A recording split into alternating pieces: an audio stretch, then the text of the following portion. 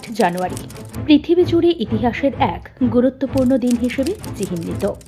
এদিন ভারত এবং বিশ্বের বিভিন্ন ক্ষেত্রে বিভিন্ন ঐতিহাসিক ঘটনা ঘটেছে, যার প্রভাব বহুদূর পর্যন্ত বিস্তৃত হয়েছে। 8 জানুয়ারি 1987 সালে ভারতীয় রাজনীতির এক কিংবদন্তি নেতা, তামিলনাড়ুর সাবেক মুখ্যমন্ত্রী ও চলচ্চিত্র তারকা এম.জি. রামচন্দ্রন মৃত্যুবরণ করেন। তিনি দক্ষিণ ভারতের সবচেয়ে জনপ্রিয় নেতা ছিলেন এবং তার মৃত্যুতে কোটি কোটি তামিল জনগণের মধ্যে শোকের ছায়া নেমে আসে। 8 জানুয়ারি 1921 সালে ভারতের বিশিষ্ট শিক্ষাবিদ রবীন্দ্রনাথ ঠাকুর প্রতিষ্ঠা করেন বিশ্বভারতী বিশ্ববিদ্যালয়। শান্তিনিকেতন এবং বিশ্বভারতী শিক্ষার ক্ষেত্রে এক গুরুত্বপূর্ণ পদক্ষেপ হিসেবে বিবেচিত। এখানে শিল্প, সাহিত্য, সংস্কৃতি এবং শিক্ষার মেলবন্ধন ঘটানো হয়েছিল।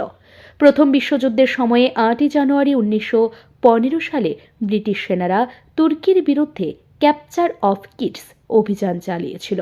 এর ফলে ব্রিটিশরা তুর্কি সেনাদের পরাজিত করে তাদের অগ্রযাত্রা থামিয়ে দিয়েছিল। 8 জানুয়ারি 1789 সালে আমেরিকার প্রথম প্রেসিডেন্ট জর্জ ওয়াশিংটন তার প্রথম ভাষণ দিয়েছিলেন, যেখানে তিনি দেশের ভবিষ্যৎ পরিকল্পনা নিয়ে গুরুত্বপূর্ণ বিষয় আলোচনা করেন। 8 জানুয়ারি শুধুমাত্র ভারত বা আমেরিকার ইতিহাসে নয়, বিশ্বজুড়ে বিভিন্ন ঐতিহাসিক ঘটনার জন্য স্মরণীয়।